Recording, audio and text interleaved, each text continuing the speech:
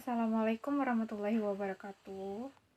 Hai semuanya, perkenalkan saya Aisyah Akhlakul Karimah MPM 2022021 kelas A31 mahasiswa Teknologi Pendidikan. Di sini saya akan mempresentasikan pertemuan ke-13 pada mata kuliah Strategi Belajar dan Pembelajaran mengenai pertimbangan pemilihan strategi pembelajaran. Simak sampai akhir ya. Pertimbangan pemilihan strategi pembelajaran. Strategi pembelajaran berperan sangat penting untuk menciptakan sebuah pembelajaran yang lebih efektif, agar membuat para siswa lebih tertarik. Jumaidah tahun 2015 mengungkapkan strategi dan metode pengajaran merupakan salah satu komponen di dalam sistem pembelajaran yang tidak dapat dipisahkan dari komponen lainnya yang dipengaruhi oleh faktor-faktor seperti tujuan pembelajaran, materi ajar, peserta didik, fasilitas, waktu, dan guru. Ada beberapa strategi pembelajaran yang dapat digunakan oleh peserta didik. Strategi pembelajaran yang akan digunakan haruslah diatur dengan sedemikian rupa sehingga membuat para siswa merasa nyaman. Ada beberapa hal yang harus dipertimbangkan oleh guru di dalam menggunakan suatu strategi pembelajaran menurut Wina Sanjaya, yaitu yang pertama, pertimbangan yang berhubungan dengan tujuan yang ingin dicapai. Kedua, pertimbangan yang berhubungan dengan bahan atau materi pembelajaran. Ketiga, pertimbangan dari sudut siswa. Dari ketiga pertimbangan pemilihan strategi pembelajaran tersebut, ada beberapa prinsip yang mesti dilakukan oleh pengajar dalam memilih strategi pembelajaran secara tepat dan akurat. Pertimbangan tersebut mesti berdasarkan pada penetapan yang meliputi 1. Tujuan pembelajaran. Penetapan tujuan pembelajaran merupakan syarat mutlak bagi guru dalam memilih metode yang ingin digunakan di dalam menyajikan materi pengajaran. Tujuan pembelajaran merupakan sasaran yang hendak dicapai pada akhir pengajaran, serta kemampuan yang harus dimiliki siswa. Sasaran tersebut dapat berwujud dengan menggunakan metode-metode pembelajaran.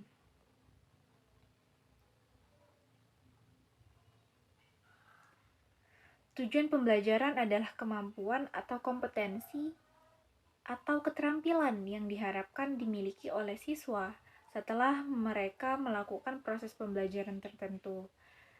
Tujuan pembelajaran dapat menentukan suatu strategi yang harus digunakan guru berdasarkan indikator dalam penetapan tujuan. Berdasarkan indikator dalam penentuan tujuan pembelajaran, ini mengandung unsur audiens atau peserta didik, behavior pelaku yang harus dimiliki, kondisi atau situasi, dan degree, kualitas atau kuantitas hasil belajar. Kedua, aktivitas dan pengetahuan awal siswa. Belajar merupakan berbuat, memperoleh pengalaman tertentu sesuai dengan tujuan yang diharapkan. Karena itu, strategi pembelajaran harus dapat mendorong aktivitas siswa. Aktivitas tidak dimaksudkan hanya terbatas pada aktivitas fisik saja, akan tetapi juga meliputi aktivitas yang bersifat psikis atau aktivitas mental. Pada awal atau sebelum guru masuk ke kelas memberi materi pengajaran kepada siswa, ada tugas guru yang tidak boleh dilupakan, yaitu untuk mengetahui pengetahuan awal siswa. Sewaktu memberi materi pengajaran, kelak guru tidak kecewa dengan hasil yang akan dicapai siswa. Untuk mendapat pengetahuan awal siswa, guru dapat melakukan pretest tertulis, tanya jawab di awal pengajaran, Dengan mengetahui pengetahuan awal siswa, guru dapat menyusun strategi memilih metode pembelajaran yang tepat pada siswa-siswa. Yang ketiga, ada integritas bidang studi atau pokok bahasan. Mengajar merupakan usaha mengembangkan seluruh pribadi siswa. Mengajar bukan hanya mengembangkan kemampuan kognitif saja, tetapi juga meliputi pengembangan aspek afektif dan aspek psikomotor. Karena itu, strategi pembelajaran harus dapat mengembangkan seluruh aspek kepribadian secara terintegritas. Metode yang kita pergunakan tidak terlepas dari bentuk dan muatan materi dalam pokok bahasan yang disampaikan kepada siswa. Dalam pengelolaan pembelajaran terdapat beberapa prinsip yang harus diketahui, di antaranya A. Interaktif. Proses pembelajaran merupakan proses interaksi baik antara guru dan siswa, siswa dengan siswa, atau antara siswa dengan lingkungannya. B. Inspiratif. Proses pembelajaran merupakan proses yang inspiratif, yang memungkinkan siswa untuk mencoba dan melakukan sesuatu.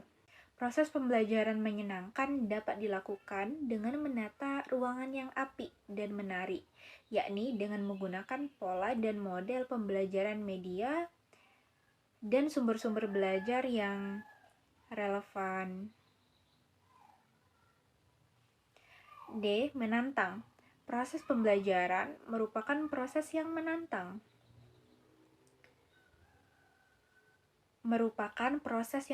Siswa untuk mengembangkan kemampuan berpikir, yakni merangsang kerja otak secara maksimal. E. Motivasi.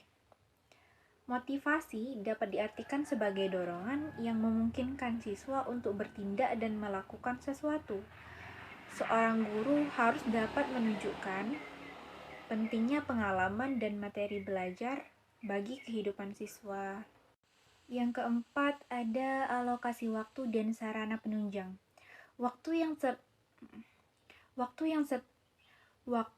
yang tersedia dalam pemberian materi pembelajaran suatu jam pelajaran adalah 45 menit. Maka metode yang dipergunakan telah dirancang sebelumnya, termasuk di dalam perangkat penunjang pembelajaran. Perangkat pembelajaran itu dapat digunakan oleh guru secara berulang-ulang seperti transparan, chart, video pembelajaran, film, dan sebagainya. 5. Yaitu jumlah siswa. Idealnya, metode yang kita terapkan di dalam kelas perlu mempertimbangkan jumlah siswa yang hadir, rasio guru dan siswa agar proses belajar mengajar efektif. Ukuran kelas menentukan keberhasilan, terutama pengelolaan kelas dan penyampaian materi. Yang keenam, pengalaman dan kewibawaan pengajar. Guru harus memahami seluk-beluk persekolahan. Sastra pendidikan bukan menjadi jaminan utama dalam keberhasilan belajar, akan tetapi pengalaman yang menentukan. Umpamanya, guru peka terhadap masalah, memecahkan masalah, memilih metode yang tepat, merumuskan tujuan instruksional, memotivasi siswa, mengelola siswa, mendapatkan umpan balik dalam proses belajar mengajar. Di samping berpengalaman, guru harus berwibawa. Kewibawaan merupakan syarat mutlak yang bersifat abstrak bagi guru, karena guru harus berhadapan dan mengelola siswa yang berbeda latar belakang akademik dan sosial. Guru merupakan sosok tokoh yang disegani, bukan ditakuti oleh anak didiknya. Semua pertimbangan tersebut mendasari pemilihan dan penggunaan strategi pembelajaran yang dinilai lebih sesuai bagi pembelajaran. Strategi pembelajaran banyak macamnya. Seorang guru dapat memilih satu atau beberapa strategi sekaligus dan diterapkan secara bervariasi sesuai dengan tujuan yang hendak dicapai. materi yang disampaikan, siswa, lingkungan, serta kemampuan pengajar itu sendiri untuk melaksanakannya. Baiklah, itu saja yang dapat saya sampaikan. Lebih dan kurang saya mohon maaf. Kepada Allah saya mohon ampun. Saya akhiri. Billahi taufiq walhidayah. Wassalamualaikum warahmatullahi wabarakatuh.